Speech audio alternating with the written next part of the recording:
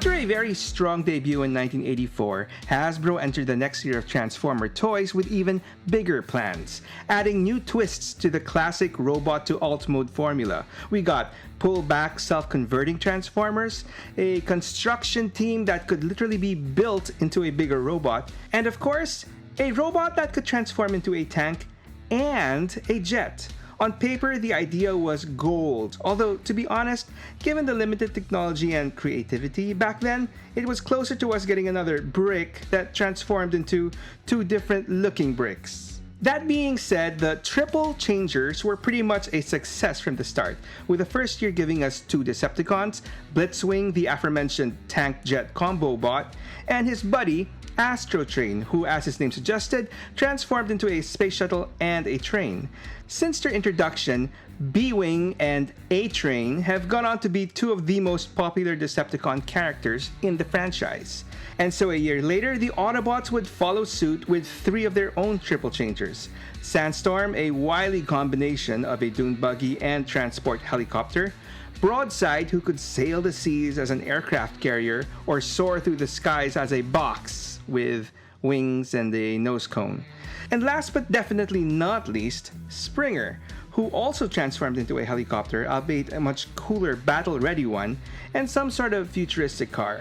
Now, for some reason, Sandstorm and Broadside pretty much fizzled out of the gate with the fans. But Springer, well, he was a star that was made to shine up on the silver screen. So in 1986, Hasbro launched the Transformers into theaters. Bigger, louder, and more dramatic than ever. They gave us new worlds, new heroes and villains, and of course a rocking soundtrack chock full of 80s melodic metal goodness. Is that even such a thing? And with our collective excitement and overload, they thought we'd be distracted enough to not notice them brutally taking out our favorite OG dudes, blowing them up with blaster fire, burning them up from the inside, and dumping them into space like yesterday's trash. It was pretty much a loss from the start for the new guys, having some serious shoes to fill. But credit where it's due, I think that Hasbro actually gave us a solid lineup of fresh faces, a pretty diverse and, dare I say, cool batch of bots. We got a no-nonsense loyal soldier, a cocky but promising upstart, a crusty old coot with stories for days, a female robot, and whatever this was. And of course, there was a fierce and fearless warrior who was always ready to spring into battle. Springer was introduced as part of the new main cast of Autobot heroes, filling in the role of the badass sword-wielding warrior. Early drafts of the movie actually had him as a muscular martial artist non-triple changing bot based on Arnold Schwarzenegger that transformed into a jet-powered steamroller or a mobile missile launcher that could jump. A special ability that was described in his original toy's tech spec, possesses incredible springing power in his legs, and travels long distances with pogo-like motion, which curiously was never really shown, to my recollection, in any media, as I mean, if you can transform into a helicopter, why jump? But anyway, yeah, true to his name from the start, Springer had special jumping abilities, like with an accompanying spoon sound, which thankfully didn't lead to him being called Spoonger. Anyway, as development moved forward, this leaping Arnold concept was ultimately smooshed in with the personality of an early human character, a witty, quick-thinking Indiana Jones type of soldier named Rusty Steele, who was eventually written out of the story, giving us the Springer that we all know today. Although, if you ask me, Springer wasn't much of an Indiana Jones type of character, but more of the Han Solo to Hot Rod's Luke Skywalker and Arcee's Princess Leia, together forming the three corners of a robot love triangle, if you will. Oh well, same actor, so I guess you could just call him the Transformers version of Harrison Ford. And, for the record, ultimately it really wasn't any contest. Arcee was totally into Springer. And apparently, I believe, so were a lot of us fans, as Springer managed to make a lasting positive impression on the kiddies, including myself. And this popularity would continue well past the movie and into the third season of the Transformers cartoon, where we saw Springer take part in a whole number of crazy adventures, like getting trapped in space goop and sucked up into a trash machine and being broken up into pieces. Gross. slaying a nightmare-induced dragon with the Predacon Razorclaw as his trusty steed, turned into an energy vampire in the depths of Cybertron, and a human by a familiar old snake. And he even came this close to inheriting the matrix of leadership when the overly dramatic Rodimus Prime thought he was dying. So yeah, Springer definitely went through a lot post-movie. But despite all those crazy animated adventures, I would argue that Springer is best known for his role in the original Marvel and later IDW comics, where the Triple Changer is best known for being the on and off again leader of the Wreckers. Now, for those not in the know, the Wreckers were sort of a Black Ops X-Force team of Autobots introduced in the pages of the Transformers UK comics, assigned to take on often suicide missions that normal bots wouldn't. These were tough, rough, and gruff dudes that no one would miss if they died. And oh boy, did a lot of them kick the bucket, i.e., they were just basically obscure and oftentimes made-up Autobot characters who weren't being used in the main US title. I've got a whole video on these dudes that you can check out after this one. I'll place a link in the description below. So Springer, along with his triple changing bros Sandstorm and Broadside, join up with this crew, and eventually Springer is elevated to top wrecker when the original leader Impactor is killed. Adventures ultimately lead them to teaming up with their Decepticon counterparts, the Mayhem Attack Squad, to take down the ultra-powerful time-traveling menace Galvatron, which doesn't end well for most members of both teams. Springer survives, of course, and together with the remnants of the two squads, forms a new one called, well, the Survivors, which, given how it's a team composed of Autobots and Decepticons, doesn't last that long either. Anyway, while Springer manages to stay alive up until the end of the Marvel comics, he apparently meets his unfortunate end years later in Regeneration 1 by IDW, which was meant to be a continuation of the original story.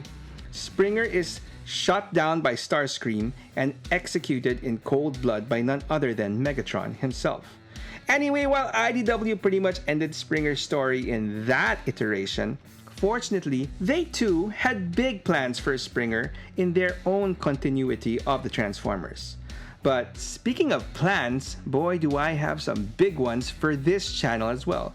And what would you know, I really need all of you, my awesome viewers, to execute them. All it will take from you is a simple click. Sorry, wrong movie. There you go. So a simple click to comment and share this video with others, and if you would like to do more, a sub or joining my channel for extra perks would mean a whole lot and go a long way into helping my channel grow. But as always, whichever way you decide to go, any help from all of you would be greatly appreciated, so thank you. So, the main IDW universe Springer isn't that much different from the Marvel one in that he is also a leader of the Wreckers in this iteration. Although, how he took over the team from Impactor differs significantly. So as the story goes, after defeating and capturing the Mayhem Attack Squad's IDW equivalent called Squadron X, a frustrated Impactor goes against orders and basic POW protocol and goes fully mental, basically murdering the entire Decepticon squad in cold blood. I mean, the Wreckers were meant to be really bad dudes, but at the end of the day, they were Autobots, the good guys. And so this was definitely crossing a line. And so the more level-headed Springer had no choice but to report his leader's vile actions, resulting in Impactor getting kicked out of the Wreckers and sent off to an Autobot prison for his war crimes. And that's how this Springer took charge of the Wreckers, who by this time had grown from an obscure band of Autobot rejects into a somewhat low-key cult favorite group with the fandom. And the story of the Wreckers, which in a way is pretty much the story of Springer himself, is told in a trio of adventures written and drawn by the rather talented artist, in my opinion, Nick Roche. In the first story, titled The Last Stand of the Wreckers, Springer assembles a new team of Wreckers in order to retrieve or destroy a powerful and highly classified Autobot supercomputer called the Aquitas, hidden deep within the Autobot prison of Garrus 9, which just so happens to be overrun by a horde of bad guys led by the fearsome rogue Decepticon, Overlord. So yeah, the mission goes as expected. Wreckers are tortured, Wreckers are killed, and Springer gets his face torn off. But he survives, barely, like in a coma. And they do manage to recover the Aquitas and defeat Overlord, for the time being, thanks to the surprising help of a returned and repentant Impactor. Fortunately, Springer comes out of his coma just in time to lead the remnants of the Wreckers onto their next mission, as told in the story Sins of the Wreckers, to rescue the Autobot Prowl, who has apparently been kidnapped by this really creepy dude called Tarantulus, who we later find out is Springer's father. See, a long time ago in a galaxy far, far away, well, you get the point. Before he was a gross spider-robot hybrid, Tarantulus was your typical Cybertronian mad scientist named Mesuthelus, which may sound like a rather odd name, but is actually derived from the word Mesuthelae, which in science is a suborder of spiders. Just so you know that the writer Nick Roche wasn't just pulling random names out of his ass. More on that later. The name etymology, that is, not the ass pulling. Anyway, so Mesuthelus, scientist, and Shockwave fanboy, made quite a name for himself by creating such wonderful inventions and technologies such as stasis bullets, spark extraction, Decepti-bombs, and the aforementioned Aquita supercomputer. But what Mesuthelus considered to be his greatest success would be life itself, or to be more specific, an artificial life form that he dubbed as Osteros, a name that was derived from the name Ostara, or Yoster, who was a Germanic goddess associated with new beginnings, the dawn, spring. You see where I'm going with this? So in the IDW universe, the being that would eventually become Springer was originally an artificial Cybertronian powered by an artificial spark and maintained by a synthesized copy of the Matrix energy field, making him indistinguishable from the genuine article. Anyway, eventually Mesuthelus' controversial work got him into too much trouble, forcing the Autobot Prowl to have Impactor take care of him by banishing Mesuthelus into one of his inventions, a pocket dimension prison called the Noise Maze. And as for Osteros, Prowl secretly falsified his origins and he was made into the Autobot Springer and was basically raised by the Autobot Cup. Anyway, revelations aside, this mission ends as most Wreckers missions do. More Wreckers are tortured, more Wreckers are killed, but Prowl is rescued, so yay! Honestly, there really is a lot more to Prowl in this story, but I'll save that for his episode. Springer's final story in the IDW universe is told in the Requiem of the Wreckers, which sees him reunited with Tarantulus, who despite past actions still yearns to reconcile with his son in his own creepy way. Throw in the return of Springer's greatest enemy, Overlord, who has spent this time posing as a human politician. And well, by this point there aren't that many Wreckers to kill off, so Tarantulus dies, in a sort of noble way, trying to protect Springer's human ally Verity Carlos from Overlord, whom Springer finally and ultimately defeats by using Tarantulus's latest invention, the Time Maze. Man, this dude really loves his mazes. To send Overlord's split alt mode components into opposite ends of time. So, good job, Springer.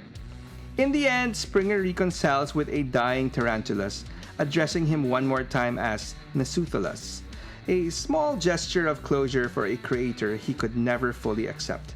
And faced with a second chance, Springer decides to use the Time Maze to go back in time, to try and prevent the Great War entirely, in the hopes that the present day will be changed into a world where Wreckers will not be needed. Before disappearing into history, Springer leaves behind a final broadcast. Not a call to arms, but a plea to let go of the Wreckers' blood-stained legacy. He asked old comrades like Prowl to honor what they were by building something better, urging them to forget the Wreckers and look forward to a brighter future. So, true to his name, the bot formerly known as Osteros ends his story as a hopeful catalyst for change. Spring, a new dawn for all. Now, given his quite prominent role in the '86 movie and as the most recognized leader of the Wreckers, it's no surprise that since the original vintage toy, which I myself never got, Springer has had quite a few newer toys released. Although for a time, most of the earlier Springer toys basically ditched the whole triple changer gimmick and have kept them mostly as a helicopter. Although every now and then, I believe he was an armored car and even once an Osprey. Yup, at some point, Springer was slated to be part of the second live-action movie, The Revenge of the Fallen, but was ultimately scrapped. This version manages to exist through early concept art, comic appearances, and random toy releases as line stuffers, which was basically what most of these new Springer toys were. Cheap and easy, green and yellow repaints of other older characters that Hasbro repackaged as Springer just for the easy buck. So it's quite ironic that the first accurate modern rendition of Springer wasn't actually officially a Transformer. Meet Warbot Defender from the third-party company Fans Project. Released in 2010, this is quite a historical piece, as it is the first fully transformable third-party robot. Prior to this, Fans Project and other companies like them just did add-on kits for existing Hasbro toys. So while they couldn't market this dude as Springer for obvious legal reasons, for all intents and purposes, this guy was Springer in all his green and yellow triple changing glory. And unlike his original toy, he looked pretty good in all three modes. Warbot Defender may be a bit dated in the looks and engineering department, but he's still a great toy that I think, historical significance aside, still holds up pretty well against later Springers released after him. Speaking of which, in 2013, Hasbro finally gave us their first modern, triple-changing, all-original Springer as part of the Thrilling 30 line. Actually, this may have been an extensive retool of a toy of his triple-changing buddy Sandstorm, but that toy was released after Springer, so there. To this day, quite a lot of collectors have this as their favorite Springer toy, and I don't blame them. Thrilling 30 Springer is completely based on the more stylized look from the IDW comics, which in itself is a bonus since that was arguably one of the best portrayals of the guy. Fans of the more classic look had to wait a little longer, all the way up to 2019, to get the War for Cybertron Siege Springer. While some would argue that even this version is still a little bit stylized, especially with its battle-damaged, grimy deco, I think it does the job fine as a fairly faithful modern update of the original toy. But if you're a clean freak and like your Transformers smooth and spotless, Hasbro finally gave us Studio Series 86 Springer in 2024. Now, while some fans cried foul at Hasbro for just retooling the Siege Springer and releasing him at a higher price point, I actually think they did a great job on this guy. Much cleaner deco aside, Studio Series 86 Springer is a definite improvement in design and engineering compared to its predecessor, plus with a good number of added accessories. I'm good with this guy for my chug shelf. Now, it's actually in the third-party front that things get really more interesting for Springer. Since the humble debut of Warbot Defender in 2010, the third-party scene grew immensely in just a few years. And so around 2017, we got what many collectors refer to as the third-party Springer Wars, wherein around 5 or 6 different companies announced their versions of a masterpiece Springer. Among them were the usual suspects. Established companies at the time like Fans Toys, Mastermind Creations, Toy World, and X-Transpots to name a few. But included in the bunch was a new company that nobody had ever heard of, Open and Play. While pictures of their initial prototype looked promising, it seemed like no one was really giving Open and Play any real notice. A brand new company tackling a complicated triple changer as a first product seemed like a recipe for disaster. Despite the skepticism, Open and Play continued production of their Springer, and to many people's surprise, they managed to release their version called Big Spring well ahead of most of the other more established companies. And what was even more surprising was its initial reviews were pretty pretty good. Anyway, like most collectors, I'm a rather impatient person, and so after seeing more pictures of this guy, as well as hearing even more good reviews and positive feedback, I ended up taking a chance and getting myself Big Spring, and I was not disappointed at all. Big Spring turned out to be quite an impressive debut for Open and Play, so much so that another company knocked it off and re-released Big Spring under a new name, Airwolf, with better paint and a better face. Unfortunately, after a few months, despite enjoying Big Spring immensely, I slowly came to the conclusion that he didn't quite fit in with the rest of my masterpiece collection. He was a great toy, but he just felt a little lacking standing next to my more high-end pieces. So when the established company Fans Toys finally released their Springer called Apache, I reluctantly sold off Big Spring and took home this more premium version of Springer. If you're like me and grew up in the 80s and had older siblings, chances are you had one of these lying around in your house. Yeah, back in the day before kids were glued to their iPhones and tablets, hell, even the telly, they were most likely looking down into one of these things, marveling at the wonders of seeing a leaf or an ant head way up close. Yup, science was actually considered fun. But by the time I came along, my brother's toy microscope had lost all of its plastic slides and stuff, and so its actual purpose was lost on me, and I just held it sideways and treated it like a pistol. Honestly, once action figures came into the picture, the wonders of science had been lost on me and my friends. I remember one of them actually getting a chemistry set, which seemed cool. Although we never set off any explosions, we did manage to create a lot of black goop. But once all that was done, it was back to my real American heroes.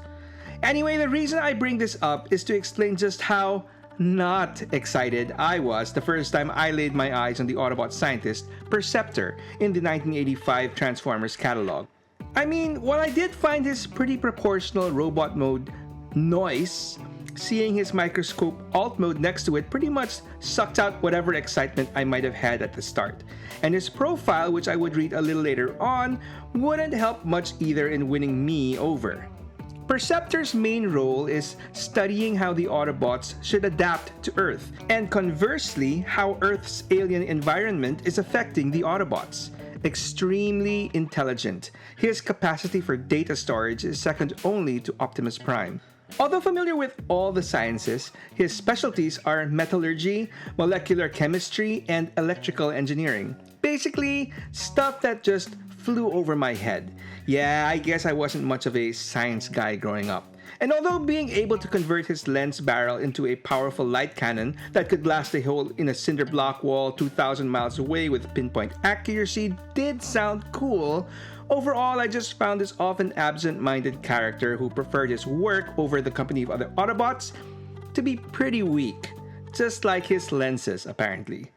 Anyway, Perceptor, alongside most of his fellow 85 Autobots, made their animated debut in the second season of the cartoon. And well, he was portrayed exactly how you would imagine any scientist would be portrayed, basically taking over the role that Wheeljack served in the first season. But despite being characterized as a very mild-mannered and good-natured individual, to their credit, the writers of the series did show us the value of having a science dude on the team, even if, apparently, he was a Decepticon. In the episode Microbots, when Megatron uses the artifact called the Heart of Cybertron to give him added power, Perceptor devises a plan to shrink himself, along with Bumblebee and Brawn, who initially insulted Perceptor for not being a soldier, down to microscopic size in order to enter Megatron himself to disable the Heart of Cybertron, which they do, saving the day for the Autobots, and winning for Perceptor a new best bud in Brawn, who, honestly, Perceptor should have just left in microscopic form and stepped on for his insolence. Just kidding. And in the episode Cosmic Rust, Perceptor saves the Autobots and Decepticons from a deadly metallic plague with his invention called Corostop. But possibly his greatest achievement was saving the Earth itself in the episode The Revenge of Bruticus, where Perceptor plays the key role of repairing a space bridge wrecked by the Insecticons by using parts from both Prime and Megatron, enabling a joint Decepticon Autobot contingent to travel to Cybertron and stop the Combaticons' plan to pull the Earth into the Sun. Thanks to Perceptor's repair work, the Earth's orbit is restored, preventing the planet's destruction. So, good job, Perceptor. Now, when 1986 rolled in with the new full-length animated Transformers movie, the first draft featured an Autobot named Mentlar, a character inspired by the scientist Carl Sagan, who sported a big head, that is Mentlar, not Carl Sagan, and converted into a radar disc truck. Granted, Perceptor most likely already existed at this point. It's quite possible that Mentlar was always intended to be just a placeholder for Perceptor. Anyway, most likely due to his very unique role as the smart guy, and the fact that they also killed off both Autobots who came closest to his intellect, Perceptor was one of the few 84-85 characters to be featured in the movie that didn't get killed off. Although, he did come pretty close to having his nut cracked by Rumble and friends, but thanks to Blaster's little army, he lives. And after serving his main purpose, i.e. proclaiming that Optimus Prime's wounds are fatal, he is pretty much shoved to the background midway through the movie and eventually forgotten. But despite his disappearance, we do know for a fact that Perceptor survives because he's still around in the post-movie third season, where he manages to be once again featured in a rather odd episode called The Face of Nijika. In the episode, Perceptor along with fellow Autobots Rodimus Prime, Ultra Magnus, and Blurr are stranded on the sealed-off world of the Zamojin, who are basically a really bad Asian stereotyped alien race with a little Mongolian and a little Japanese. I mean, the main alien's dude's name is, and I kid you not, Katsudon. Now that makes me really hungry. Actually, I could really go for some all-you-can-eat Mongolian barbecue. Anyway, sorry. Perceptor, who is locked in alt mode, has his mind transferred by Katsudon into an ancient exploration drone named Nijika, basically turning him into a space geisha. I know, weird. In the end, Perceptor and company are able to rid the Zamojin of the real problem, the Quintessons, and restore their collective telepathic star-powered technology. But that's not all, folks, as apparently scientists are in high demand. As long after the Transformers cartoon ended in the US, Perceptor still managed to make a surprise return years later in the Japanese series Transformers Victory. In the episode The Death of Jinrai, Perceptor, along with a surprisingly alive Wheeljack and another Japanese character, Minerva, returned to Earth in order to save the mortally wounded god Jinrai by overseeing a risky system transplant into a new body, creating Victory Leo. He repairs the also crippled Starsaber and installs a unification circuit, allowing him to combine with Victory Leo to create Victory Saber. So yeah, great job, Perceptor, and Wheeljack, and Minerva. Anyway, given Perceptor's many exploits and adventures in the cartoon, the same can't really be said for the original Marvel comics. I mean, he's there, first introduced in issue 17, The Smelting Pool, where he leads an Autobot cell in Cybertron with his bud, Blaster. Eventually, though, Perceptor does make his way to Earth, where he is welcomed with open arms by the Rapid Anti-Robot Assault Team, or RAT, by the very modestly dressed, superpowered being named Circuit Breaker. Seriously though, even if she didn't actually shock me, her circuitry-themed costume definitely left my preteen body rather tingly inside. Anyway, Perceptor and company are all taken out by Circuit Breaker and get their faces ripped off to serve as wall decor, and their bodies are combined into a super robot for Circuit Breaker to control in order to take out a couple of Decepticon punks who were running about and amok across the US vandalizing monuments. And for their help, Perceptor and company are thankfully released.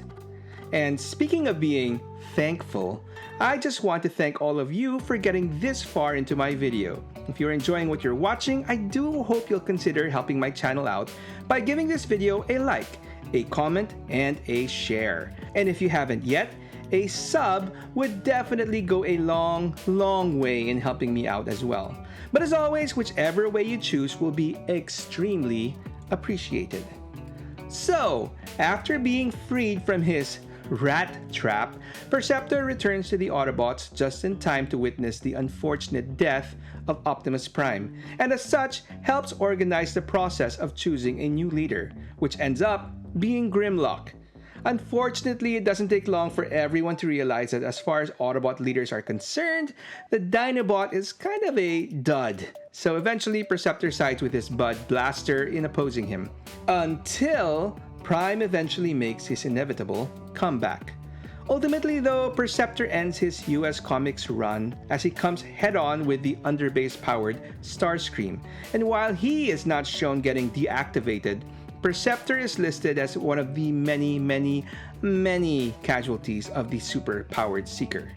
But don't feel too bad for Perceptor, because it's revealed literally years later in the pages of the IDW series Regeneration 1, which was meant to be a continuation of the Marvel story, that Perceptor gets better and is alive and kicking on Cybertron, playing a crucial support role to the legendary Autobot team, the Wreckers. Speaking of which, how does Perceptor the Wrecker sound? Well, the boys in IDW thought that sounded like a great idea. So, during a mission, Perceptor is gravely injured, having his chest blasted open by the Decepticon Turmoil, and would have died had he not been saved by the Autobot Drift. This near-fatal encounter forces Perceptor to re-evaluate his place in the war. Determined to contribute more directly to combat, Perceptor gives himself some upgrades: a near-impervious breastplate, aiming arm stabilizers, and a monocle-like targeting optic. In a nice callback to his original ability to blast a hole in a cinder block wall 2,000 miles away with pinpoint accuracy, Perceptor basically reinvents himself from scientist to stone-cold sniper, making his grand debut by taking out the monstrous Decepticon Monstructor with a single expertly placed shot to his apparent weak spot. And with that, Perceptor 2.0, now an emotionless killer, earns a place among the elite wreckers, where his scientific precision translates perfectly into battlefield lethality. Despite this wild departure from the traditional Perceptor character, it kind of makes sense for the Autobot scientist, since, as I see it, science itself can be seen as a means to not just understand the universe and all of its secrets, but in turn devise ways to improve oneself, to be more effective to handle whatever situations we might find ourselves in.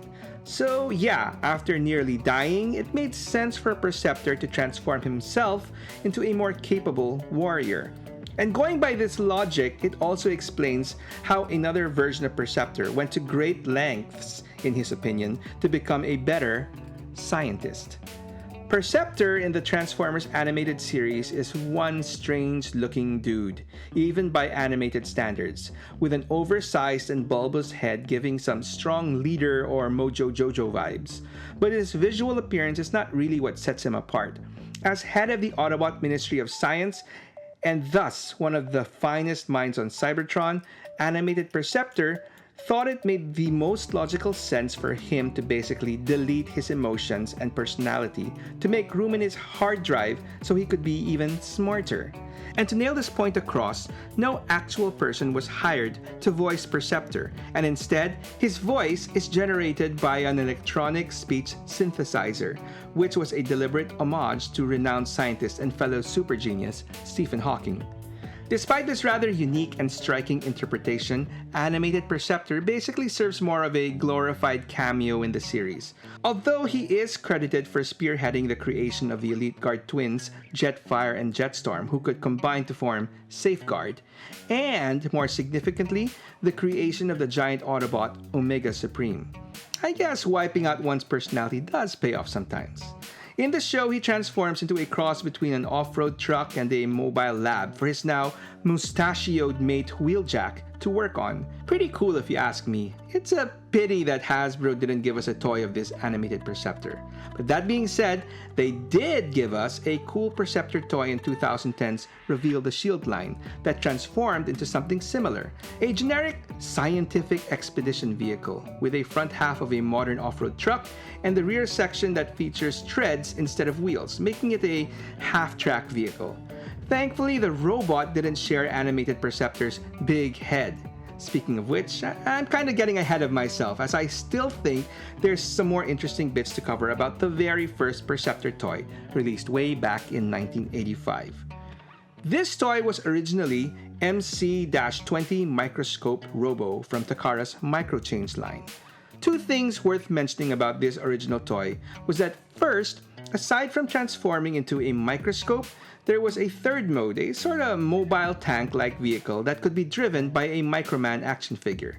Secondly, before it was brought over to the US and initially repainted in a predominantly red color, which can be seen in the 1985 catalog, box art, and I'm assuming early releases, and the more familiar red and blue deco, the original Microscope bot was released in a more traditional and real-world black color. Now, I bring this up because years later, like many of the original Japanese Diaclone decos, this black version of Perceptor would be eventually brought over to the US as well, as a new character, the Decepticon Magnificus, who has quite the interesting story as well, starting out, as I mentioned, as a Decepticon military consul who was framed by political rivals, stripped of rank, and thrown into the brutal world of gladiator combat. His fortunes shift when his unique matter-enlarging scope, capable of pulling microscopic objects into full size, accidentally extracts an individual named Gamede, a prince from the microverse planet of Septos. Discovering that they had both been betrayed by those they once trusted, Magnificus and Gamede become inseparable allies. So inseparable that the duo were released as an exclusive eHobby 2-pack in 2005. Basically a 1985 Perceptor toy released in its original Japanese black deco, and Gamede as an updated version of the original Microman action figure. How cool is that? But anyway, back to Perceptor, who got his very first modern version that transformed into a microscope as part of the Titan's Return line in 2017, which meant that this time around, he was now a headmaster, partnered with a little dude named Convex that transformed into his head. And he also came with a sniper rifle, as a callback to his sniping days in IDW.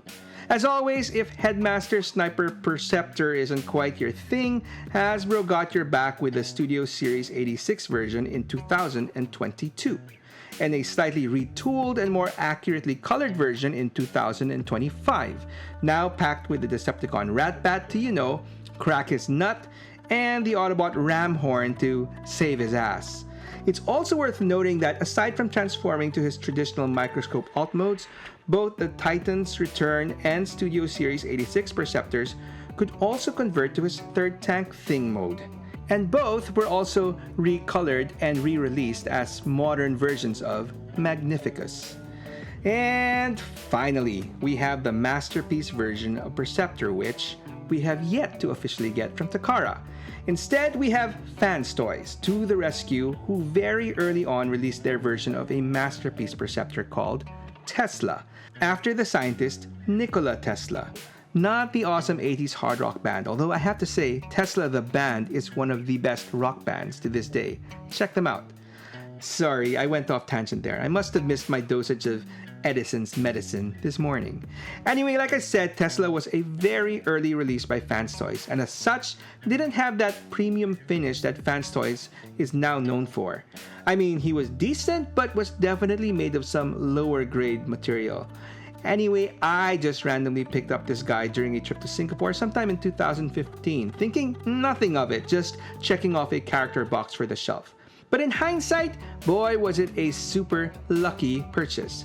As it would turn out, Tesla would be the only masterpiece version of Perceptor that we would see for the next 6 years. And as such, this guy became one of the most sought-after toys, fetching quite the inflated aftermarket price. But eventually, Fans Toys would wise up and get to work on their Tesla 2.0.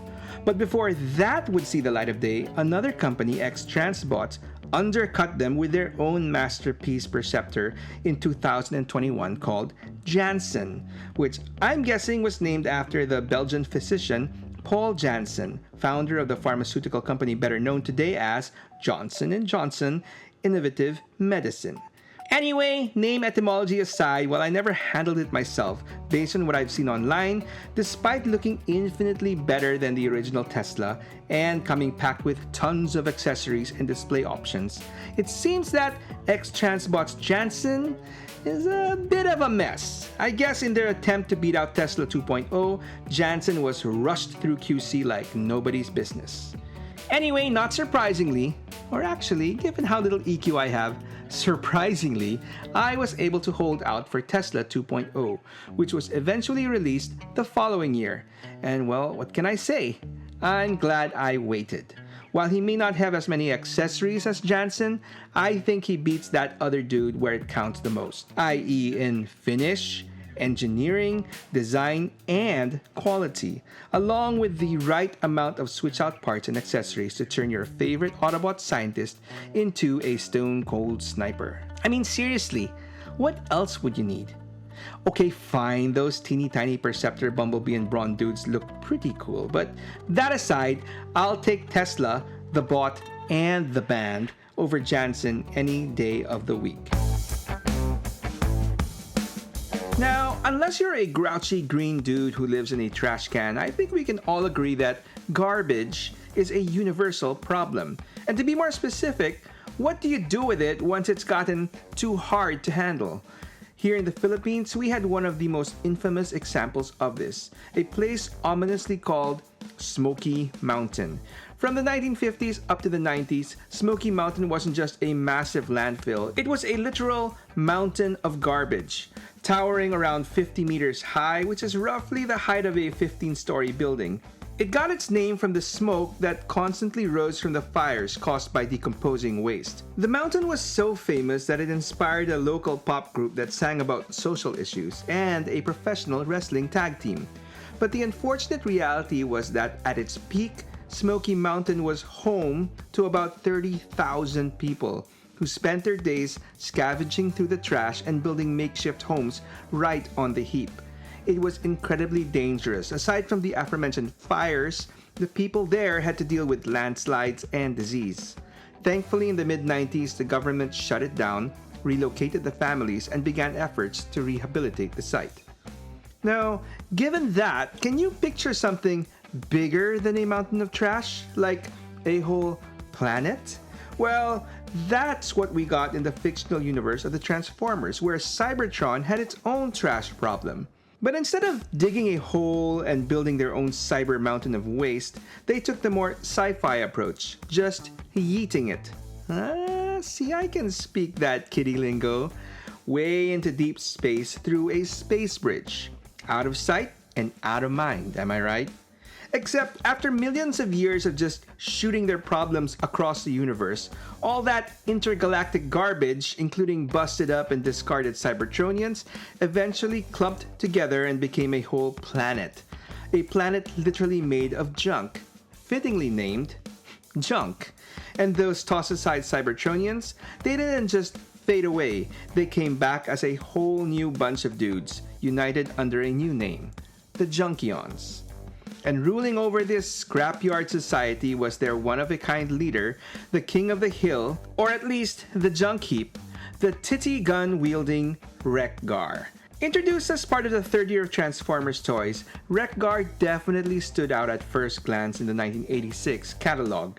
He wasn't part of a subgroup like the Minibots or Tapes or Autobot cars, but on his own, a solitary character which kind of signaled to me that this guy was supposed to be a big deal. While his original toy was pretty much what you would expect from the Transformers of the 80s, he did visually differ in some ways, specifically being an extra lean bot with more than average articulation in the arms, which held up a pair of unusual close-quarter combat weapons of some sort, a 4-bladed axe and a shield made up of a wheel of his motorcycle alt mode. Yes, for the record, I do know that he came with a blaster rifle, but that wasn't pictured in the catalog. One more thing worth noting was that, like most of the new toys introduced that year, Wreck-Gar wasn't based on a pre-existing toy from Japan. Instead, it was based on concept art done by Filipino illustrator and Transformers design supervisor Floro Derry. Naturally, Derry's extremely detailed work had to be simplified when translated into plastic, and it's worth noting that his very unique Fu Manchu mustache was not carried over to his toy. Anyway, nothing in the catalog hinted at Wreck-Gar being from a separate garbage-themed race, let alone the leader. I mean, the fact that his name was actually a combination of the words wreck and garbage literally flew over my head. Wreck-Gar was just described as a fast and furious fighter, ready to race into battle. To get the bigger picture, you'd have to dig deeper, specifically into his tech spec, where we first learn about the Junkions, the dudes that Wreck-Gar rules over. Now, before we really get into the main junker himself, let's get more acquainted with the Junkions. As mentioned earlier, the Junkions are a collective race that originated from the parts and pieces of discarded Cybertronians. And given their physiology, one would think that the Junkions would be a bunch of pushovers, but it would be a mistake to underestimate them, as despite their scrappy and ragged and post-apocalyptic Mad Max-inspired appearance, the average Junkion is actually quite powerful. I mean, to survive in such a haphazard environment, you'd have to be, right? And their mix and match bodies are composed of so many non-essential components tacked on that it takes a significant amount of damage before an attacker can even find something vital to hit.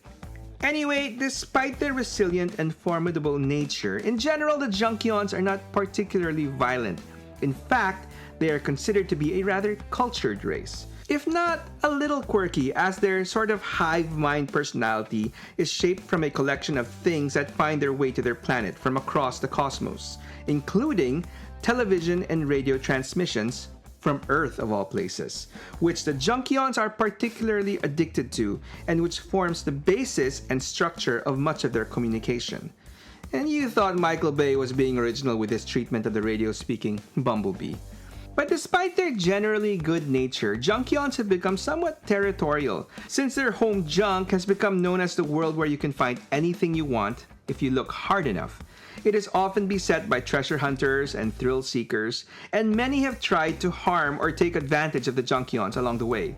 Now, if the Junkion suspects the visitors may be up to no good, they'll immediately rally to drive them out, which would most likely explain why the Junkions acted the way they did when they made their official debut in the 1986 Transformers animated movie. So as the story goes, after being pursued by Galvatron and the Decepticons from Earth, an Autobot shuttle containing Ultra Magnus, Perceptor, Springer, Arcee, Blurr, and their human companion Daniel crash lands on the planet Junk, where they are given a warm welcome by the Junkions. In one of the most memorable action sequences of the movie, executed with the awesome Dare to Be Stupid by Weird Al Yankovic playing in the background. Sorry, I'm gonna go on a little bit of a tangent here, but yeah, I was a huge Weird Al fan back in 1986. Like, huge. I mean, I still am. The guy is pure genius. And if you don't get him, then I'm sorry. We can't be friends. Anyway, so Wreck-Gar, voiced by British actor and comedian Eric Idle of Monty Python fame, whom I also remember fondly as the oft-injured, blood-squirting bike rider from National Lampoon's European Vacation, leads his army of biker robots to take out the Autobots, who were just busy scrounging around for parts to repair their ship, as he boldly quips, "You check in, but you don't check out." And true to their scrappy nature, they prove to be quite the handful for the Autobots, as Springer so aptly puts it. It's not hard to knock them down, it's getting them to stay down that's the trick. Man, I remember being at awe just seeing so many Junkions sprout out of the garbage, losing limbs and just casually putting them back, and then watching one of them just getting knocked off his bike and then promptly transforming into a bike himself while his original bike transformed into a Junkion, switching places as they rode back into battle. And of course, who could forget that little one-on-one battle where Wreck-Gar nearly bested Springer in combat? I mean, granted he had home court advantage, had he not been cheap-shotted by Daniel from behind, abruptly ending the encounter with a big clang.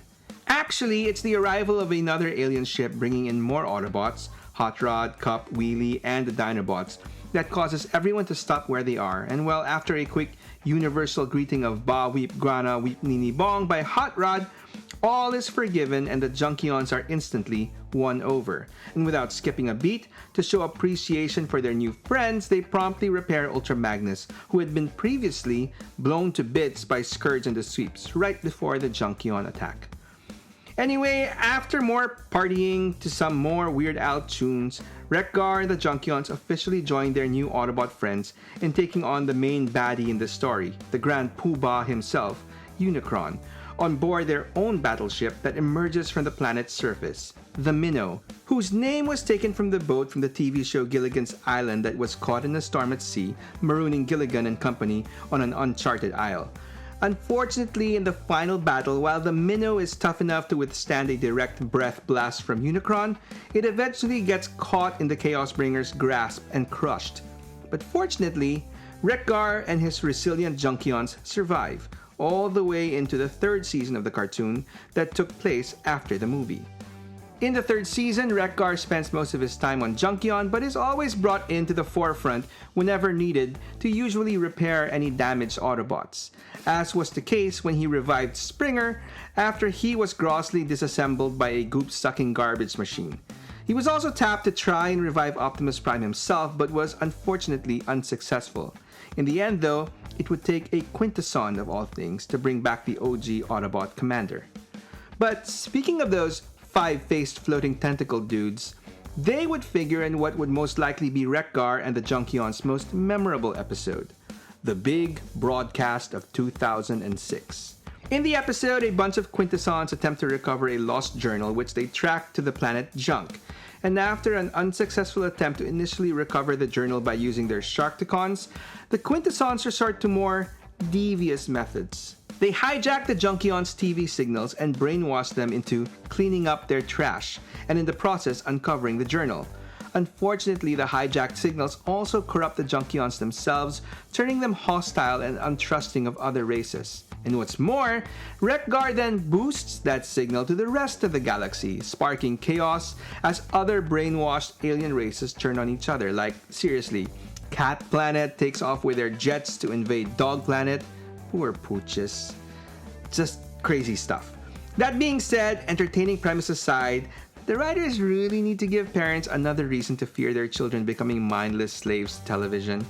Anyway, this all culminates in one big free-for-all on the planet Junk between the Autobots, Decepticons, and Junkions, with the situation finally being resolved thanks to the Autobot communications specialist Blaster, who counters the violence-spreading broadcast with some easy listening tunes, quickly mellowing everybody out. One thing worth noting about this episode is that another special Junkion is introduced, and that would be Wreck-Gar's lady friend, a female Junkion who, while initially going nameless, was christened years later in Japan as Nancy, supposedly after the 40th US President Ronald Reagan's wife. Hey parents, just say no to drugs. See, the Transformers cartoons were good for something. Anyway, aside from being Wreck-Gar's consort, other interesting bits about this female Junkion is that one, she actually has the ability to literally put herself back together after being blown up by blaster fire. And visually, her design is based off another short-lived alien race introduced in the '86 movie, the Lithonians, who along with their planet are devoured by Unicron in the movie opening, suggesting though a possible connection between the two races. And speaking of connections, how about staying connected to my channel? If you're enjoying this story, when you're done, why not check out another story? And another, and another? You get the point. I've got a whole bunch of stories about Wreck-Gar's 86 mates just ready for you to watch. So I hope you stick around. Hell, you can just keep me blabbing about in the background as you go about your day, as apparently extended viewing time is what really helps out channels like mine. Much more than liking, commenting, sharing, or subbing, although I'd really love all of those too. But as always, whichever way you choose to help will be greatly appreciated, so thank you. So when it came to the comics, like most of his fellow 86 mates, apart from a comic movie adaptation, Wreck-Gar didn't have much of a presence in the original Marvel series, which meant he was fair game for Simon Furman in the UK comics, where Wreck-Gar took part in some notable adventures, the first of which was when he was pulled in and joined Rodimus Prime and company on a mission through time to stop Galvatron. Initially, Wreck-Gar is separated from the others, which proves to be fortunate for Bumblebee, whom Wreck-Gar discovers deactivated, an apparent victim of the bounty hunter Death's Head. Anyway, he rebuilds the fallen Autobot into Goldbug, so good job, Wreck-Gar. Upon his return from his time-traveling adventures though, Wreck-Gar discovers that his own peeps, the Junkions, had fallen under the control of Unicron, whose floating severed head apparently drifted all the way to the planet Junk and ended up enslaving the Junkions to do his bidding, i.e., convert their planet into a new body for the Chaos Bringer. Fortunately, Wreck-Gar is able to foil this plan by planting explosives beneath Unicron's remains and detonating them, as Rodimus Prime is able to contain Unicron's essence in the Matrix itself, ending the Chaos Bringer's threat for now. And finally, what would Wreck-Gar be without his favorite five-faced tentacle buddies, the Quintessons? At some point, Wreck-Gar comes into the possession of a Quintesson journal containing their plans to abandon Quintessa and colonize other mechanical worlds, including Cybertron. On his way to deliver this information to the Autobots though, Wreck-Gar is captured and tortured by the Quintessons, who try and get him to divulge the location of the journal. But instead, he basically makes up a story retelling the events of the cartoon episode The Big Broadcast of 2006, which apparently, in this comics continuity, is complete and utter bullcaca. Still, it's a cool reuse of that episode's plot.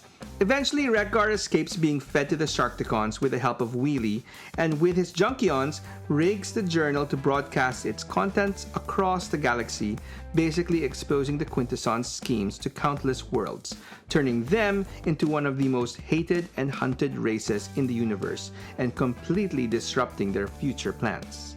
And speaking of future plans, after the Transformers UK run ended, Wreck-Gar was fortunate, well, sort of, to be included in future Transformers comics and cartoon series plans. I say sort of because Wreck-Gar first made a short-lived return in the pages of the Dreamwave comics in the early 2000s. In this continuity, Wreck-Gar is an unwitting benefactor to Megatron when he discovers the near-dead Decepticon leader drifting in space. He brings him back online and even donates salvaged drones for his forces, only to be repaid with getting run through his chest and having his head blasted away. Poor Wreck-Gar. At least Dreamwave itself wasn't too long for this world either, as the company abruptly shut down and lost the Transformers publishing license to IDW, where Wreck-Gar lives again. Now, in IDW, let's just say the Junkions get off to a really rough start, as very early on, like towards the beginning of the Great War, Megatron is banished to the planet Junk and basically does what he does best: massacre a bunch of Junkions. Years after that, things went further downhill for the Junkions as their planet became a battleground between Autobot and Decepticon forces led by Prowl and Shockwave respectively, with the end result being the destruction of the entire planet, forcing Wreck-Gar and his peeps to escape aboard a corkscrew-shaped starship, becoming nomadic traders and scavengers. Oh well, at least in this continuity, Wreck-Gar gets a new partner, Rummage. So I guess you could say they would travel through space and rummage through all the wrecks and garbage for treasure. Anyway, in the present, the Junkions discover Earth's rich Ore 13 deposits and see them as the key to restoring their home. Upon arrival, they are welcomed by Optimus Prime, and after some negotiating hiccups, i.e. Rummage losing faith in Optimus Prime's sincerity and plotting to seize Earth by force using a horde of Sharkticons, and Wreck-Gar's body being blown to bits, leaving him as basically a talking head.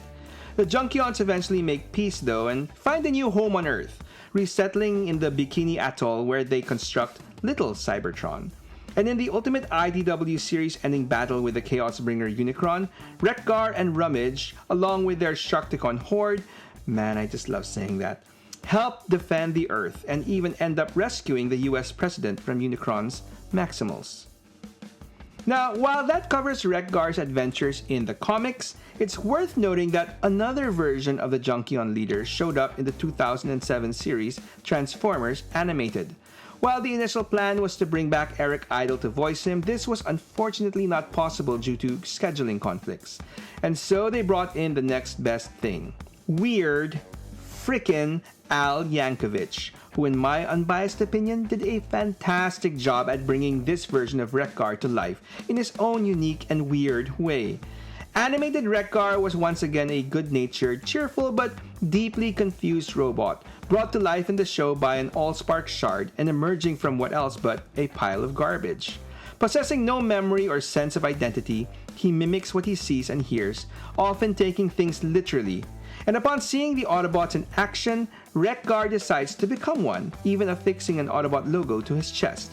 And despite getting initially duped by a supervillain Archer and some garbage dumping chaos and confusion, he ends up joining them in getting rid of a bunch of garbage-eating microbots, vacuuming them up into his garbage backpack, causing himself to overload, fall, and sink to the bottom of a lake.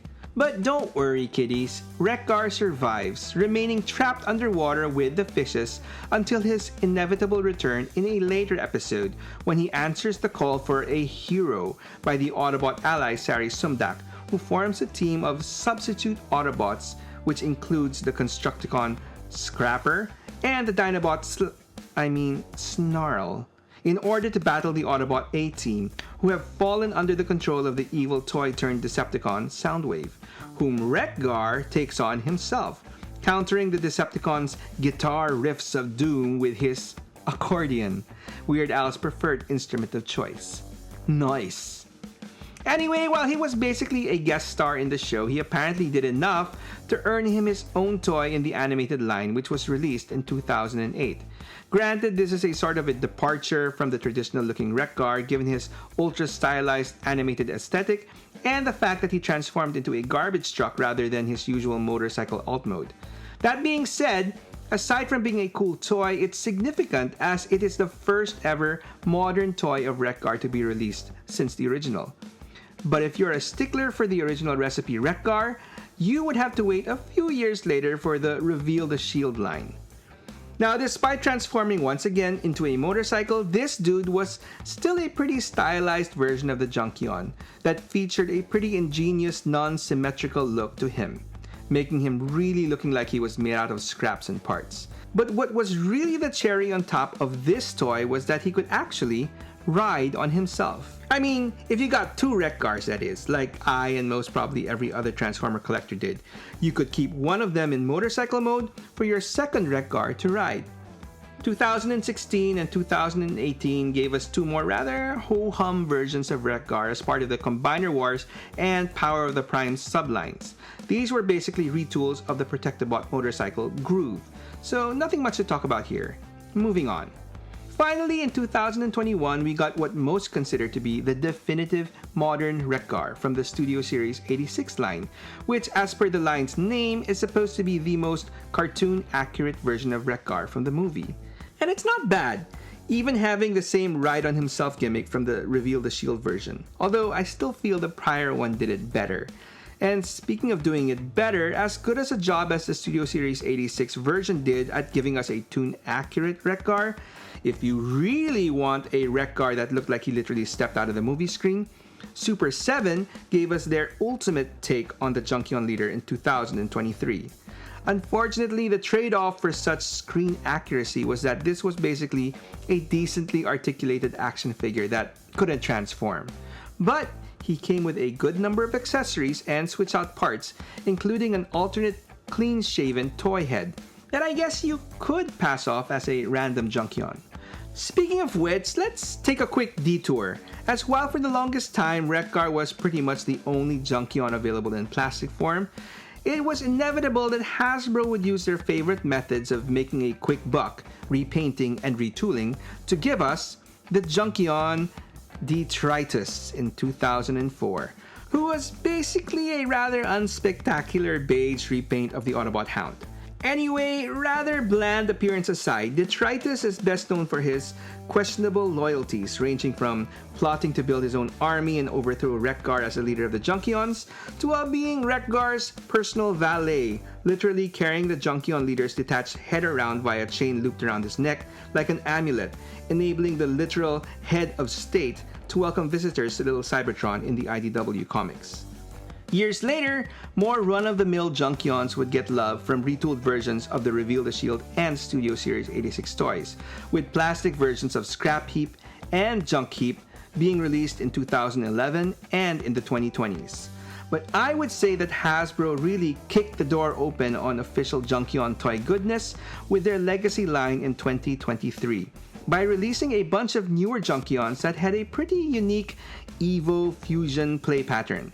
Aside from them transforming into their alt modes that now included junker cars and garbage trucks, aside from motorcycles, Scrap Hook, Crash Bar, Axle Grease, and Trash Master could be broken up into their individual body parts and be rebuilt into different configurations limited only by as far as your imagination and those 5mm ports and pegs will take you. And we will be getting a couple more later this year or early next with Jalopy and a new Wreck-Gar, this one heavily inspired by his animated version, joining in on the fun. Unfortunately though, when it comes to the masterpiece realm, Takara Tomy is apparently not as fun, as we have yet to receive an official masterpiece toy of Wreck-Gar from them. But fortunately, the third-party company KFC came to the rescue with their own take called Crash Hog. This guy was a random just checking off a character box purchase for me during a trip to Singapore in 2015. And I came this close to passing on him just because in package he was missing one of his titty guns. And the store owner couldn't confirm if it had just fallen inside the box somewhere. Anyway, I took a chance, and I'm infinitely glad that I did, as aside from his missing titty gun being in the box, Crash Hog turned out to be quite the solid masterpiece representation of Wreck-Gar that has held up pretty well through the years. Well, aside from the fact that my Crash Hog's mustache kinda disintegrated, but all that aside, more significant to note is that this dude is the only masterpiece representation of Wreck-Gar we would have available to us up to this day. Although surprisingly, he's not the only masterpiece Junkion on the scene. Sensing a collection void left unfilled, KFC went all into the Junkion retool well, giving us Sanford, Stodgy, Smithereen, Waystor Delta, Debris, Gunker, Scraps, Castoff, Dregs, and Dumpyard. Phew, did I miss anybody? Oh yeah, if you're a fan of the GoBots, KFC has got your back. Or is that your toe? Hello, toe cutter. Back in the 80s, it was a common belief by toy companies that female characters didn't really appeal to boys. That making a female toy or action figure in a boys line was equal to creating a peg warmer that would just languish in the toy store shelves for months. So as a result, the female presence in almost every toy line aimed towards boys was usually reduced to that one token representative, and that was that. Since the Transformers were all about robots, where technically sex didn't really matter, this whole notion of female Transformers went largely unexplored for the first few years of the toy line and cartoon. Sure, in the show's second season, they introduced Elita 1 and her band of merry female Autobots, who were left on Cybertron to continue the fight on their home front. But they were mostly all one-note characters, never to be seen again after their one featured story arc. But finally, in 1986, that all changed with the introduction of the Autobot, Arcee, the first female Transformer who would be a main character moving forward. Arcee was introduced as one of the new lead characters in the 1986 animated Transformers, the movie. According to movie writer Ron Friedman, Hasbro was absolutely against the idea of including a female Transformer, but he insisted because his daughter was a fan. Obviously, he got his way, but coming out of the gate, it was pretty clear that despite Mr. Friedman's reasonings for her inclusion, Hasbro still wanted her to appeal more to the boys. With that in mind, Arcee sported a lot of cliché design details similar to many superheroines at the time. Her head seemed to sport two buns similar to a certain iconic princess from a galaxy far, far away. And the color placement on her body seemed to suggest that she was wearing some sort of bikini or leotard. Oh, and for good measure, and maybe as a rather weak attempt to appeal to girls, she was predominantly pink and transformed into a convertible car that looked like something Barbie would love to drive around in. Standing next to her bigger and bulkier comrades, it's easy to dismiss Arcee as simply being the token female member of the cast, made to just look pretty and pink. But that would be quite a disservice to the character. To be fair, she did hold her own in combat and rarely played the typical damsel in distress role. Unfortunately, since her inclusion was due to a writer's insistence and not as part of an initiative to sell more toys, like most of the other new movie characters, fans of Arcee had to wait several years later before we finally got an official plastic representation of her on our shelves. But just because there weren't any Arcee toys for years doesn't mean that Hasbro or Takara or any other toy makers didn't try. There have been pictures of concepts and prototypes that have surfaced over the years of planned Arcee toys, but based on how they looked, I think it was pretty obvious why these never actually saw the light of day. For the most part, what collectors got were either pink and white repaints of existing robots or completely different Transformers that had nothing really in common with the original movie character except for being female and named Arcee. To my knowledge, the first toy that bared a close, albeit highly stylized resemblance to the original Arcee was released in 2010 as part of that year's Transformers animated line. But this was based on a more updated and reimagined version of the character, not exactly the original '86 movie version. We had to wait a few more years later, 2014 to be exact, almost 3 decades after her introduction, for Hasbro to finally give us an official Generation 1 representation of Arcee as part of their Thrilling 30 line. While it was far from perfect, it was an adequate plastic representation of Arcee that fans welcomed with open arms and wallets. Since then, Arcee toys have been fairly common in both retail, masterpiece, and on the third-party front. I won't really go into detail over all the different versions out there, and instead give a rundown of my personal favorites.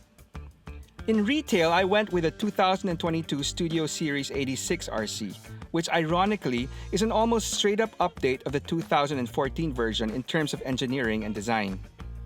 When it comes to the masterpiece Transformers though, for the longest time that spot was taken by third-party company Fans Toys Rouge. While most people dubbed her as the worst toy released by Fans Toys, a company usually known for their high-quality products, I thought she was good enough.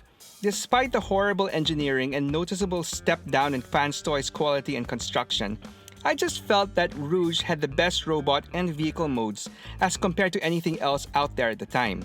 I mean, would you call this a masterpiece?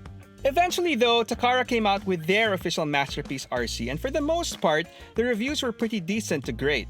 But there was one thing about the design that just didn't quite look right to me. Yes, I know we're talking about a robot, and I am not a creep, but honestly, she just didn't look anatomically up there, you know? Ultimately though, I did end up getting it. Well, sort of. I opted to get the knockoff version of this masterpiece named Robot Rose. My reasons were pretty obvious. Yes, they did fix that little problem that the official one had, but more than that, on a whole, the quality was improved and cost half the price of the original. While I know many collectors look down on knockoffs, and rightfully so, for me, it's all about value for money. And so, in a rather unprecedented move for a Fans Toys fanatic like myself, I actually switched out my Rouge for a Rose. And speaking of switching out, since you haven't switched me out yet, I'm guessing that you're into this story. And if that's the case, I hope you can help me out tell more stories by subscribing to my channel. And if you already have, thank you, and please spread the word. Anyway, that's enough self-promotion for now. Let's get to the other side of the proverbial coin, and that would be Arcee as a character.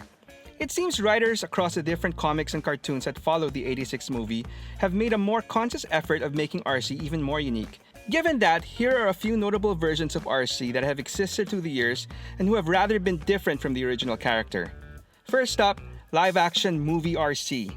Despite some positive points like amazing CGI work, the live-action Transformers movie franchise is infamous for pretty much giving us robots with close to zero personalities. And unfortunately, the live-action version of Arcee is no exception. Another notable difference here was that this live-action movie version would be one of the first to change her alt mode from a futuristic car into a motorcycle. During the early production stages of the first movie, Arcee was earmarked to be part of the initial team of Autobots, but she was later dropped because her motorcycle alt mode would make her robot mode only slightly larger than a human, and they wanted to feature bigger bots. Despite not actually appearing in the movie though, Hasbro did release a decent toy for this version of Arcee, which I guess was based on their design concepts. And speaking of movie Arcee toys, a reworked Arcee design for the next movie would in turn spawn one of the worst Transformer toys ever released by Hasbro. Arcee eventually made her live-action debut in 2009's Revenge of the Fallen, and she was also joined by her two bike sisters, Chromia and Elito 1. Early design concepts showed that the original idea was to have these three characters have the ability to merge to one robot, thus solving the problem of having a robot that was too small. But this was never shown in the movie. In fact, Arcee and her sisters were pretty much background characters who to my knowledge were never even referred to by name at all. They just had one action sequence in the beginning of the movie and were unceremoniously killed off in the climactic battle in the end. And they were never heard of again. She did make a significant live-action movie return, first with a cameo in the reboot, not reboot, prequel, not prequel Bumblebee movie, and then as a main Autobot team member in Rise of the Beasts. Fortunately, this Arcee looks nothing like the half-robot, half-bike Bayverse monstrosity, and more like your traditional-looking Arcee. Personality-wise though, there really wasn't much to write home about yet. It's still too early to make any conclusions about this movie Arcee, but it is a definite improvement, so that's good enough for now. Next, Transformers Prime. In 2010, Arcee was part of the main cast to the CGI animated series Transformers Prime, which while being a completely new series, shared similar concepts and design cues with the live-action movies. Fortunately, the writing and characterization of this series was much better. Like the live-action movie Arcee, Prime Arcee also transformed into a motorcycle, but it would be worth noting that she broke tradition in that she was a blue motorcycle as opposed to past Arcees who were predominantly pink. The reason for this change was that she was meant to partner up with one of their lead humans, Jack Darby, who was a guy, and the writers felt it would be odd to have a guy ride around in a pink bike. Anyway, this Arcee, while still displaying a caring side, was more brash and jaded than her original version. It is explained that she suffers from a form of PTSD from having lost two of her partners in the past, the Autobot Tailgate, who was killed on Cybertron, and more recently Cliffjumper, who in a way to shock the audience was initially introduced as a main character in the promos and then killed off in the first episode. This Arcee is one of the most heavily featured characters in the entire series, with her personal story arc being one of the main focuses of the show. After Cliffjumper's death, she starts off withdrawn from the team and is hesitant to build new relationships out of fear of losing anyone else. Over time, she slowly learns to cope with her losses and move forward with yet another new partner in Jack. It also goes without saying that she is a more formidable and accomplished warrior in the series. And finally, we have the IDW Arcee. Unlike the original Arcee who just appeared in the 1986 movie, the IDW universe set out to give her a proper origin and explanation for her differences. It started a long time ago, millions of years well before there were even Autobot and Decepticon factions. Way back when, Arcee was better known as Arcee of the Darklands, a savage warrior who battled in the gladiatorial arena of his master, Septimus Prime. Yup, you heard that right. In the IDW universe, Arcee was originally male, and more than that, he was the twin brother of another iconic Transformer, Galvatron, who in this continuity was a completely separate character from Megatron. Anyway, over the years, both Arcee and Galvatron served under different masters but ultimately went their separate ways. Arcee eventually came across the mad genius Giaxus, who was attempting to reintroduce the female gender back into the Transformers species. Now this is a whole other story for another time. Anyway, having never felt completely comfortable in his current body, Arcee allowed himself to be experimented on by Giaxus, eventually transforming him into the female Arcee that we are more familiar with. Unfortunately, the end result didn't live up to Giaxus' expectations and he abandoned her, considering her a reject. This left Arcee mentally unhinged, and she spent a good part of her existence hunting down Giaxus, hell-bent on his destruction and any other experiments and individuals associated with him. Ironically, when she finally did catch up with him, it was in a location under the influence of the dead universe, and as a result, Giaxus could not die. So she spent the next 6 years or so killing him over and over and over again, which fortunately served as a rather demented form of therapy with a positive effect on straightening up her head. Eventually, she officially joined the Autobot cause, and the rest is history. So the IDW version of Arcee is definitely the most radical take on the character, with a whole lot more details that I purposely left out to keep it as basic as possible, for people not quite interested in knowing all the gritty details. There definitely is a lot more to this version of Arcee, and if you are interested to read more about her, I'll leave a link to her IDW wiki entry on the description below. Anyway, while I'm not a huge fan of the idea of Arcee originally being male and being a failed experiment, I have to admit that it's a genuine attempt by the writers at IDW to bring something new on the table for the Arcee character. As a whole, I don't really feel the need to interject the concepts of sexuality and gender in the Transformers universe, but I can still appreciate how it can enrich the mythos as a whole. At the end of the day, for me, it all goes back to the original Arcee. Even at an early stage wherein her inclusion into the mythos seemed more like a matter of appeasing a persistent writer's request or checking boxes, the original Arcee did manage to stand out and make a positive impression on my young self. Arcee displayed a lot of positive and admirable personality traits, usually not shown by most of her fellow Autobots, like Springer, who had better things to do than die, or Ultra Magnus, who simply couldn't deal with that right now. During the Decepticon attack on Autobot City, while everyone else was either fighting or scrambling for cover, she was busy dragging away fallen comrades to safety. She was constantly looking out for the well-being of her fellow Autobots, and she was especially protective of their human companion, Daniel, whom she eventually binary bonded with to become a headmaster in order to save his life. Arcee displayed a more subtle inner strength and a deeper sense of caring and responsibility for her comrades not typically expressed by others, and that makes her more special and important in my book. And I think it's a safe bet to say most others feel the same way, as Arcee, in whatever form or character, has grown to be one of the most popular and iconic Transformer characters of all time. After winning over the hearts and minds of kids everywhere in the 80s with 2 years of their ultra successful Transformers toy line, Hasbro figured that it was time to shake things up in a big way for year 3. Translation, they were running out of existing Japanese robots to recycle, and so new characters would have to be created specifically for the brand.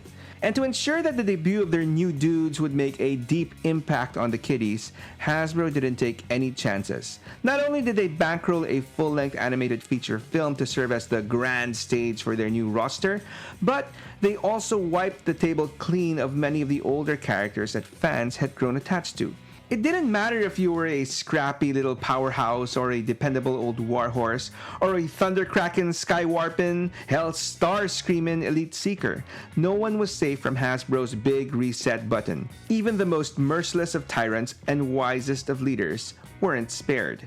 And so as the story goes, Megatron, the ruthless gravel-voiced despot of the Decepticons, was brutally defeated and reforged into Galvatron, a louder, crazier, and arguably more unhinged upgrade thanks to the power of Unicron.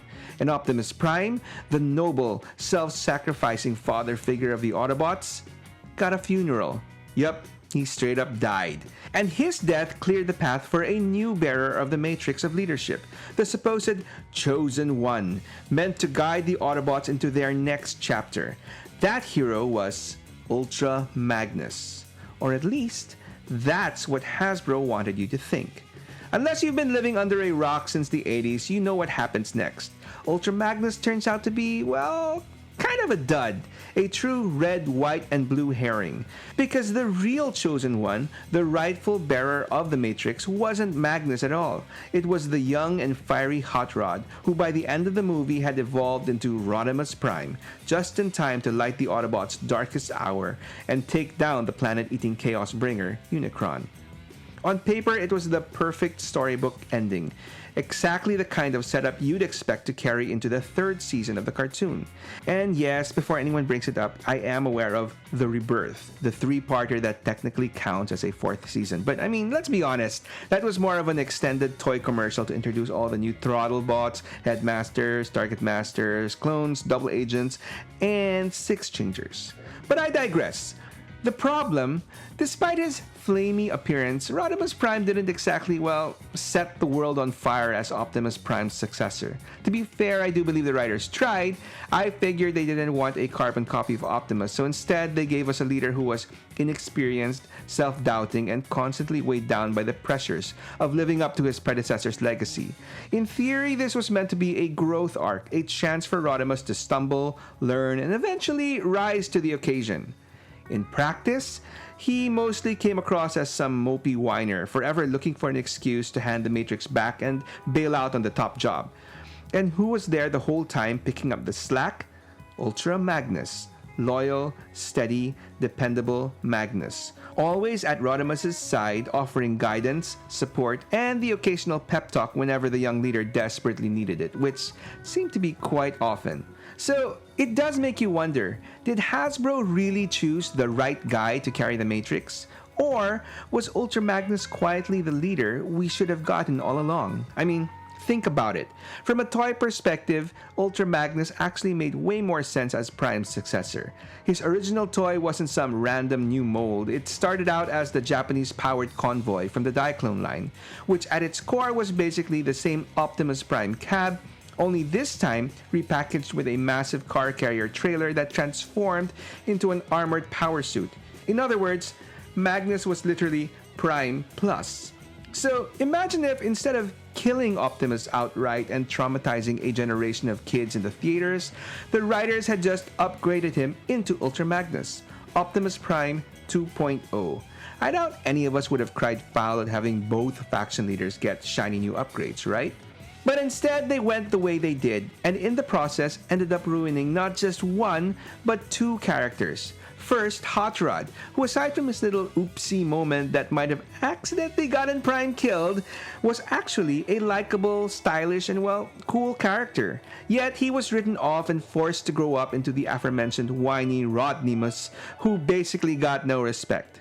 And then, of course, there's Ultra Magnus, doomed to forever be remembered as the wrong choice. Basically, the guy who couldn't deal with that right now. The bot who failed to open the Matrix and got blown to bits in the movie by Scourge and the Sweeps for all his troubles. And as an added insult to injury, in the first draft of the movie, Magnus was actually meant to stay dead after being blown up, which just shows how little the writers originally thought of the guy. A total womp womp character arc if there ever was one. I mean, just think of the lost storytelling opportunities if they'd gone the other way. Traditionally, Ultra Magnus has always been portrayed as the serious, dour but loyal soldier, the guy who's perfectly comfortable following orders and never really aspiring for anything more. And yet, every so often, you catch glimpses of his natural leadership ability. So instead of leaning on the overused trope of a young, unsure leader being guided by a wise old veteran, imagine flipping the script. An older, battle-tested soldier with untapped potential, slowly learning to step out of his self-imposed reclusive shell with the help of a young, fresh upstart. Now that I could get behind. Anyway, while the ironically titled Rebirth story signaled the end of the US cartoon, this Magnus did have further adventures in Japan, where the cartoon lived on in the Headmasters series, returning to his usual role as city commander on Earth. And it is also where Ultra Magnus ultimately met his end at the hands of the Six-Changer, Six-Shot, who defeats him using his previously hidden 7th mode, Wing Wolf, to deal the killing blow. Well, at least the Autobots did give him a proper send-off, with a nice bed of flowers and interred inside a cave along the coastline of Japan, sealing his role as the Earth's fallen protector.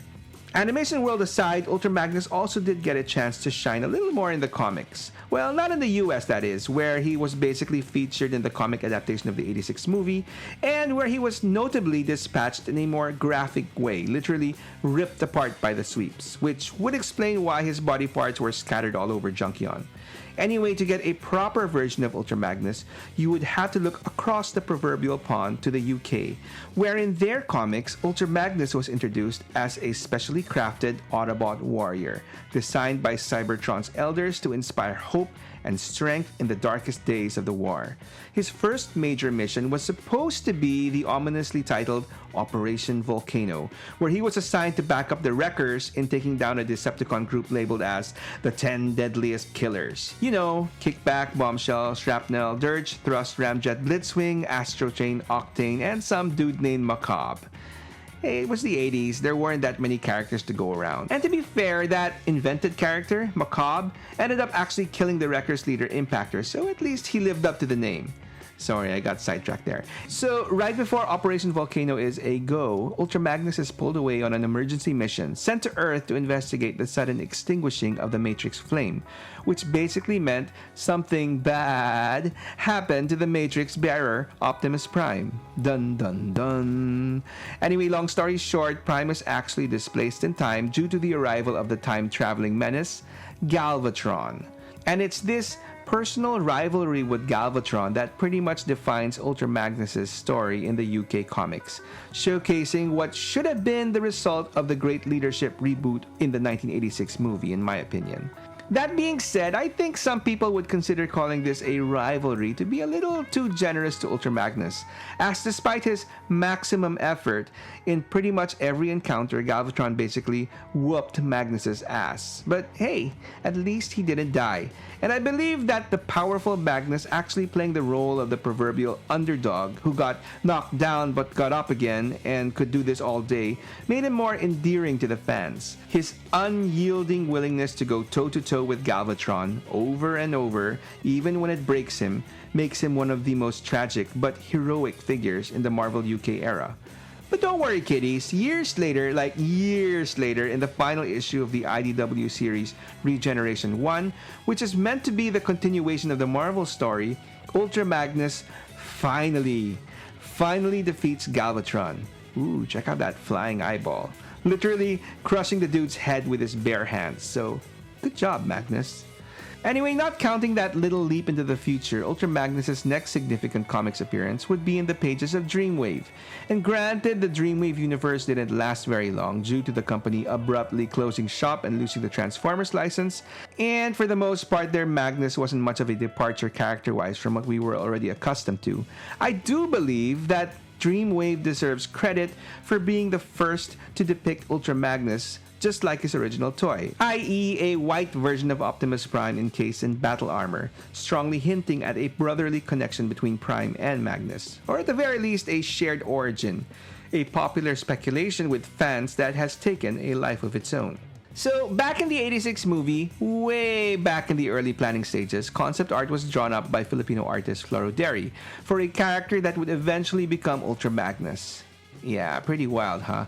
Obviously, it was a design that was ultimately scrapped, but not for long, as it would then be reused for a character from the cartoon named Orion Pax. So, Orion Pax was a transformer from the golden age of Cybertron at the dawn of the Great War, and used to work on the docks. Union's been on strike, he's down on his luck, it's tough, so tough. Just kidding. So, he spent his days hanging with his girl Ariel and best bud Dion. Now, as luck would have it, the docks are attacked by the Decepticons, and Orion, Ariel, and Dion are grievously injured by Megatron. Orion is saved by a team of time-displaced aerial bots who bring him to a young Alpha Trion who rebuilds Pax into Optimus Prime. Later on, Ariel is also rescued and rebuilt into Elita 1. And while Dion, well, we never hear about Dion again, which leads to a popular fan theory that Dion didn't die, but was rebuilt into Ultra Magnus. And while the writers have gone on record saying that this isn't the case, we like to think otherwise. In fact, in another similar continuity told in the pages of Fun Publications' Wings universe, we are introduced to another old comrade of Prime named Magnum, who, along with Dion, is seriously injured in battle. Alpha Trion is only able to save one of them, rebuilding the lucky dude into Ultra Magnus. But it is never revealed exactly which of the two, Dion or Magnum, actually survives. And of course, adding to the fun is Dreamwave themselves, who placed their Ultra Magnus in charge of Security Team Dion on Cybertron. Anyway, while Dreamwave gets the credit of being the first to depict Ultra Magnus as an inner robot encased in armor, I would say that IDW gets props for taking this idea and turning it up to 11 with their own unique spin on that concept. And speaking of a unique spin, can you imagine how many unique spins I've tried to smoothly segue into my obligatory pitch to you guys to help me and my channel out? Yeah, this time around, I've got nothing, so let's just get straight to the point. If you're enjoying this story, please take the time to binge watch a few more episodes, or even just keep me blabbing about in the background as you go about your day, as extended watching time is apparently the true key to a channel's success. But you know, as always, a like, comment, share, or sub would also be very much welcomed. Either way, every little bit of help from you will always be very much appreciated, so thank you. So in IDW, Ultra Magnus is introduced as a legendary Autobot enforcer who upholds the Tyrest Accord, which is basically intergalactic Autobot law. He's your classic, square, by-the-book type of individual who is feared and respected across Cybertronian space because he's utterly uncompromising and incorruptible. But that's not what makes this version of Ultra Magnus different. See, by the time he makes his debut, Ultra Magnus is actually already long dead. Allow me to explain. In this continuity, Ultra Magnus is the original commander of the Autobot forces during Cybertron's early wars, fighting alongside Orion Pax before his rise as Optimus Prime. And at some point, he dies. And when he died, the main Autobot in charge at the time, the Chief Justice Tyrest, ensured his legend endured by creating the Magnus armor that is passed down to a succession of load bearers, or little Autobots, who became the supposedly immortal, duly appointed enforcer of the Tyrest Accord. And most Cybertronians never learned the truth, basically believing Ultra Magnus could not die. Sort of like the Dread Pirate Roberts from the Princess Bride movie, if you will. The most famous wearer of the armor was this little dude named Minimus Ambus, a principled but obsessive enforcer who held the post longer than any before him, and his commitment to law was so absolute that it often blinded him to compassion. And it's this version of Ultra Magnus that makes the rounds in the present-day IDW continuity. As Ultra Magnus, Minimus struggles with the crushing weight of the legend, hiding behind the armor while obsessively maintaining order, protocol, and records, which pretty much led to constant clashes with his fellow Autobots. Basically, he wasn't a very popular dude. That being said, his story arc in IDW is one where he evolves from an uptight, humorless enforcer into a more open and vulnerable character, and more often with the help of a younger, more upbeat and positive Rodimus. Sort of bringing to life that potential storyline that I mentioned earlier that the third season of the cartoon should have done, which culminates in Minimus Ambus finally shedding the armor for good, rejecting the burden of living as a legend. In the end, you could say that Ultra Magnus, the mythical enforcer, dies, but as Minimus Ambus, a bot who had learned the value of connection, vulnerability, and choosing his own path, lives on. And it's Minimus's journey that reframed Magnus's story of an inflexible soldier defined by conflict to an individual who overcame the weight of expectation to find peace in himself. Now, I don't know what side of the fence you fall on this treatment of Ultra Magnus, but I myself like it because I think it really gives a fresh take on a character who, while well-meaning, usually comes off as gruff and one-dimensional, which is usually the case for most modern versions of Ultra Magnus, in my opinion. In the 2007 series Transformers Animated, Ultra Magnus is repositioned as the Supreme Commander of the Autobots and wielder of the mighty Magnus Hammer. And despite being portrayed as a rigid individual with an authoritarian leadership style, this Magnus was ultimately a wise and powerful figure, committed above all else to preserving Cybertronian peace. Unfortunately, though, his trust in the wrong subordinates ultimately leads to his downfall as he is nearly killed off by the Decepticon double agent Shockwave, who was posing as the Autobot Long Arm Prime. And while his ultimate fate is never revealed due to the show getting unexpectedly axed, the Allspark Almanac released after the show reveals he was intended to die in the unproduced fourth season. The next series in 2010, Transformers Prime, gave us more of the same with Ultra Magnus joining the Autobots in the third season and serving as Prime's second-in-command and leader of this continuity's version of the Wreckers. Magnus comes just in time, as despite his once again disciplined, rigid, and utterly devoted to protocol personality that oftentimes clashes with his fellow Autobots, Ultra Magnus proves vital in the battle against their returned prehistoric enemies, the Predacons. And finally, in the 2020 War for Cybertron Siege series, Ultra Magnus plays a crucial role in the opening conflict. As the keeper of the Alpha Trion protocols, a vast archive of knowledge stored within his brain module, Magnus carries the wisdom of one of Cybertron's greatest leaders. But weary of endless war and desperate for peace, he approaches Megatron to negotiate, appealing to their shared history. But Megatron rejects his plea and instead has him imprisoned. While captive, Magnus feigns betrayal in an attempt to mislead the Decepticons and buy the Autobots time. But once his ruse is discovered, he declares that he will never betray the Autobots and proceeds to get executed by Megatron with a point-blank blast from his fusion cannon for his defiance. His death, however, is not in vain, as seeing him murdered in cold blood is the last straw for the on-the-fence Decepticon Jetfire, who finally is convinced to defect to the Autobots, as well as triggers the release of the Alpha Trion protocols, which passes to Bumblebee, marking a turning point in the war.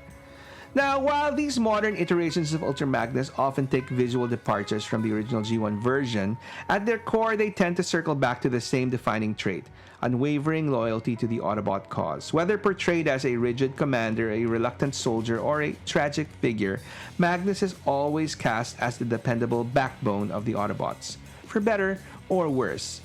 That sense of sticking to the basics also pretty much describes his early toy history.